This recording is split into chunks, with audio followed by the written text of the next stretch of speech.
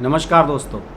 जब भी हम बात करते हैं किसी भी विषय पर, अगर बात करते हैं, कोई नया कानून बनाने की बात करते हैं, किसी तरह भी बिल लाने की अगर मैं बात करता हूं, तो अक्सर आप लोगों के कमेंट्स में देखता हूं और उसमें ज़्यादातर लोगों की डिमांड ये होती कि जनसंख्या नियंत्रण कानून केंद्र सरकार कब लाएगी। जनसंख्या नियंत्रण कानून को लेकर लंबे समय से मुहिम चल रही है और जब से मोदी सरकार सत्ता में आई है तब से लगातार ये डिमांड चलती रही है कि जनसंख्या नियंत्रण कानून बनाया जाना चाहिए।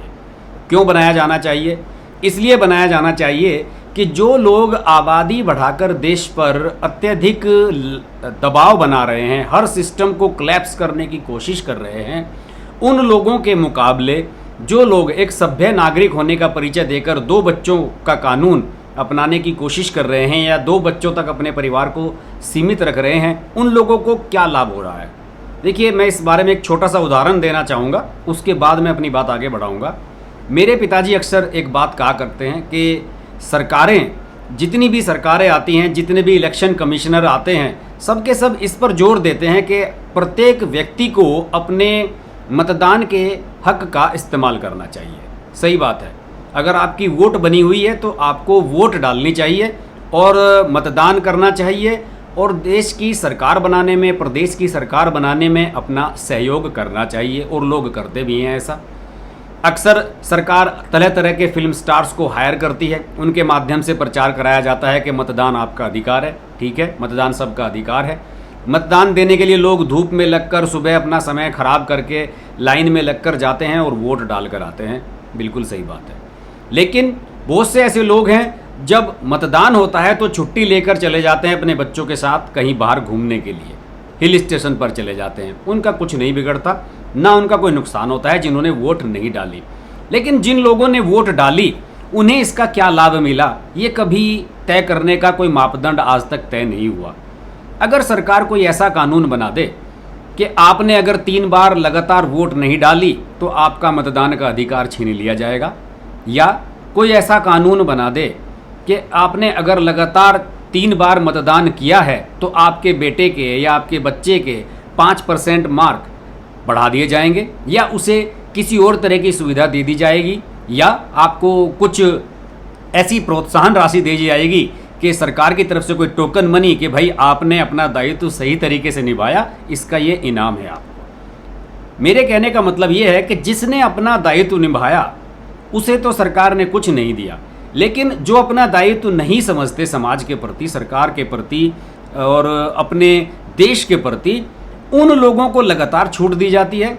जिनके 8 बच्चे हैं, अनुसूचित जाति के हैं, 8 के 8 बच्चों को रिजर्वेशन मिल रहा है, और जिनके अल्पसंख्यक हैं, अगर उनके 6 बच्चे हैं और 6 के 6 बच्चे हैं, उन सबको अल्पसंख्यक जितनी भी प्रोत्साहन राशि है या वजीफ़ा है, सब कुछ मिल रहे हैं।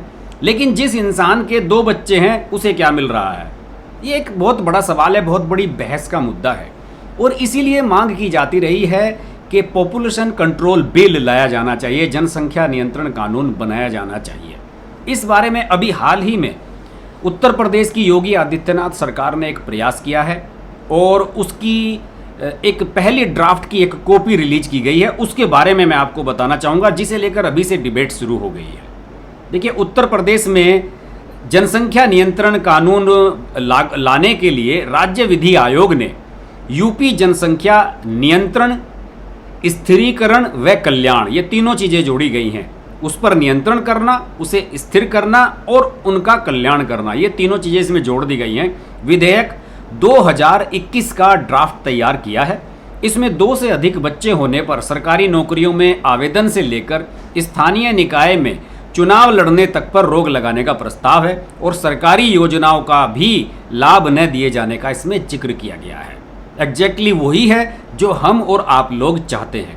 आयोग ने, अगर आप लोग भी इस बारे में अपनी जानकारी को थोड़ा पुख्ता करना चाहते हैं, तो आयोग ने इस ड्राफ्ट को अपनी वेबसाइट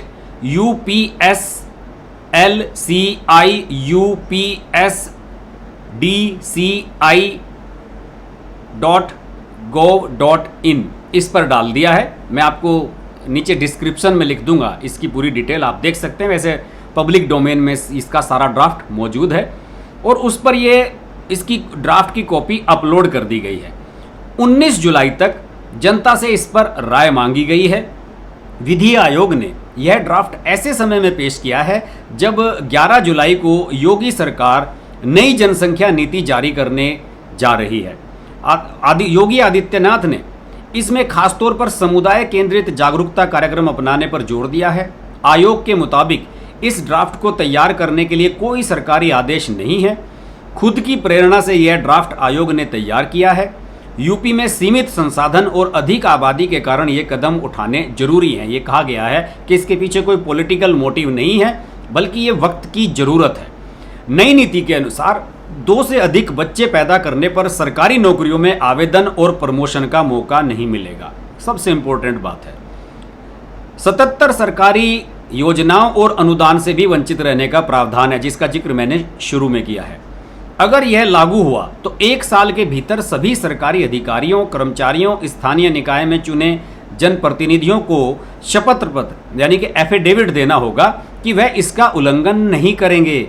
अब तक जो कर दिया वो ठीक है, 2 बच्चे कर लिए तो कर लिया, अब तीसरा करेंगे तो आपकी शामत आ जाएगी। कानून लागू होते समय उनके 2 ही बच्चे हैं और शपथ पत्र देने के बाद अगर वह तीसरी संतान पैदा करते हैं तो प्रतिनिधि का निर्वाचन रद्द करने और चुनाव न लड़ने देने का प्रस्ताव भी इसमें है। यानी कि अगर आप कहीं किसी नगर पालिका के चेयरमैन बन गए हैं और आपके 2 बच्चे हैं, ठीक है, लेकिन अगर तीसरा हो गया तो फिर आपको छोड़नी पड़ेगी अपनी चेयरमैनशिप। ये बहुत ही बेहतरीन स्टेप है और मेरा मानना है कि एकदम परफेक्ट ड्राफ्टिंग है जो इसकी की गई है। और सरकारी कर्मचारियों का प्रमोशन और बर्खास्त करने तक की सिफारिश है। यानी कि आप नौकरी करने से पहले आपके 2 बच्चे हैं, लेकिन नौकरी करते करते तीसरा बच्चा हो गया तो जाइए, नौकरी खत्म। बहुत बढ़िया कानून है। अगर अभिभावक सरकारी नौकरी में हैं और नसबंदी करवाते हैं तो उन्हें अतिरिक्त इंक्रीमेंट, प्रमोशन, सरकारी आवासीय योजनाओं में छूट, पीएफ में एम्प्लॉयर कंट्रीब्यूशन बढ़ाने जैसी कई सुविधाएं देने की सिफारिश की गई है, जो जरूरी है। मेरे पिताजी जो बात कहते थे वो सीधी यहाँ पर जुड़ती है आकर कि जो लोग सही मायनों में इस कानून का पालन करेंगे उन्हें इनाम मिलेगा। आप नौकरी में हैं और आपने नसबंदी करवाई है तो आपका इंक्रीमेंट होगा, प्रमोशन किया जाएगा और आपको गवर्नमेंट की तरफ से सरकारी आवास उपलब्ध कराए जाने में प्रायोरिटी दी जाएगी आपके डिपार्टमेंट के हिसाब से। 2 बच्चों वाले दंपत्ति अगर सरकारी नौकरी में नहीं हैं तो उन्हें पानी, बिजली, हाउस टैक्स, होम लोन में छूट व अन्य सुविधाएं देने का भी प्रस्ताव है। वहीं 1 संतान पर खुद से नसबंदी कराने वाले अभिभावकों को संतान के 20 साल तक मुफ्त इलाज, शिक्षा, बीमा, शिक्षण संस्था व सरकारी नौकरियों में प्राथमिकता देने की सिफारिश है। ये हुई ना बात। असली बात यह है कि जिन्होंने 1 ही बच्चा पैदा किया उन्हें क्या फ़ायदा होगा, ये भी इसमें साफ कर दिया गया है। अगर दंपत्ति गरीबी रेखा के नीचे है और 1 संतान के बाद ही स्वैच्छिक नसबंदी करवाते हैं तो उनके बच्चे के लिए, अब बेटे के लिए 80,000 और बेटी के लिए 1 लाख रुपए एक मुश्त दिए जाने की सिफारिश है। ब्रिलियंट, एकदम बेहतरीन ड्राफ्टिंग की गई है इसकी, एकदम प्रमोट करने वाली चीज़ है ये। इसको तुरंत लागू किया जाना चाहिए और आप सब लोग भी इसके बारे में पॉजिटिव रिस्पॉन्स वेबसाइट पर जाकर जरूर दें। ड्राफ्ट में सरकारी कर्मचारियों का प्रमोशन रोकने और बर्खास्त करने तक की सिफारिश है। हालांकि एक्ट लागू होते समय प्रेगनेंसी है या दूसरी प्रेगनेंसी के समय जुड़वा बच्चे होते हैं तो ऐसे केस कानून के दायरे में नहीं आएंगे। बिल्कुल सही है, छूट मिलनी भी चाहिए। अगर किसी का पहला, दूसरा या दोनों बच्चे विकलांग हैं तो उसे भी तीसरी संतान पर सुविधाओं से वंचित नहीं किया जाएगा। तीसरे बच्चे को गोद लेने पर भी रोक नहीं होगी। बिल्कुल परफेक्ट है, एकदम सही बात है। आयोग ने ड्राफ्ट में धार्मिक या पर्सनल लॉ के तहत 1 से अधिक शादियां करने वाले दंपत्तियों के लिए खास प्रावधान किए गए हैं। अगर कोई व्यक्ति 1 से अधिक शादियां करता है और सभी पत्नियों से मिलाकर उसके 2 से अधिक बच्चे हैं तो वह इस जनसंख्या नीति में नहीं आएगा, और यदि उसकी अलग अलग पत्नियों के 2 से कम बच्चे हैं तो उनको इस नीति का लाभ मिलेगा। सारे क्लॉज देख लिए गए हैं, सारे ऑप्शंस खुले रखे गए हैं इसमें। हाल ही में विधि आयोग के अध्यक्ष आदित्यनाथ मित्तल ने कहा था कि हमारे यहाँ जनसंख्या बढ़ रही है, इसी वजह से समस्याएं पैदा हो रही हैं। ये उत्तर प्रदेश के बारे में बात हो रही है। उन्होंने आगे कहा कि जो लोग जनसंख्या नियंत्रण करने में अपना सहयोग दे रहे हैं उन्हें ही सरकारी सुविधाएं और सरकारी संसाधन मिलने चाहिए। उन्हें राज्य सरकार की सभी सुविधाओं का लाभ मिलते रहना चाहिए। विधि आयोग के अध्यक्ष ने कहा कि सरकार यूपी में किसी धर्म विशेष या मानवाधिकारों के खिलाफ नहीं है। कल ये ना कहने लगेंगे ये मुसलमानों के खिलाफ लाया जा रहा है, ये सभी के लिए है। उन्होंने कहा कि वह बस यह देखना चाहते हैं कि सरकारी संसाधन और सुविधाएं उन लोगों को उपलब्ध हों जो जनसंख्या नियंत्रण में मदद कर रहे हैं और योगदान दे रहे हैं। हमने जो ड्राफ्ट तैयार किया है वह किसी जाति, धर्म या किसी समुदाय विशेष को टारगेट बनाकर नहीं किया है। हमारा कानून सीधा है, जो व्यक्ति जनसंख्या नीति को अपनाएगा उसको तमाम प्रकार की सुविधाएं मिलेंगी। और मेरा मानना है कि ये ड्राफ्टिंग बेहतरीन है। औरों की तो मैं बात नहीं करता, कुछ विरोधी दल हैं जो इस पर आलोचना कर रहे हैं। समाजवादी पार्टी, कांग्रेस तो हमेशा से इस कानून को लाने के खिलाफ रही है। मुख्तार अब्बास नकवी मुस्लिम नेता हैं और बीजेपी से जुड़े हुए हैं। उनका एक बयान पढ़ रहा था, उन्होंने कहा है कि समान नागरिक संहिता जो है, समान नागरिक संहिता का मुद्दा भी अभी हाल ही में उठा है कि समान नागरिक संहिता का तो कानून में प्रावधान है, तो फिर उसका विरोध कैसे किया जा सकता है। इसी तरीके से जनसंख्या नियंत्रण, हम दो हमारे दो, ये तो 1947 से जब से भारत आज़ाद हुआ है तब से ये एक सिद्धांत रहा है कि हम दो हमारे दो, बाकी के उसके बाद नो। ये सब चीज़ तो हमेशा से चलती आई हैं, लेकिन वोट की राजनीति की वजह से सरकारों ने कभी भी इस पर फोकस नहीं किया और आज हालत ये है कि हम दुनिया के सबसे बड़ी आबादी वाला देश होने जा रहे हैं। चीन को भी क्रॉस कर लेंगे, जबकि चीन से हमारा क्षेत्रफल भी उतना बड़ा नहीं है।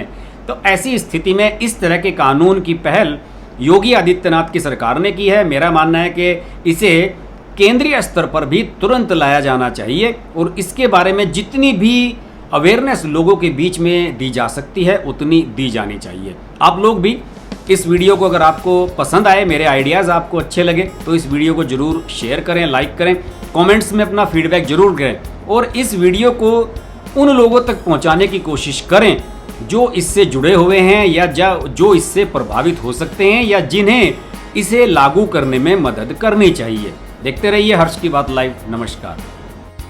अगर आपको हमारी वीडियो पसंद आई तो वीडियो को लाइक करें, चैनल को सब्सक्राइब करें और नोटिफिकेशंस के लिए बेल आइकन को प्रेस करें।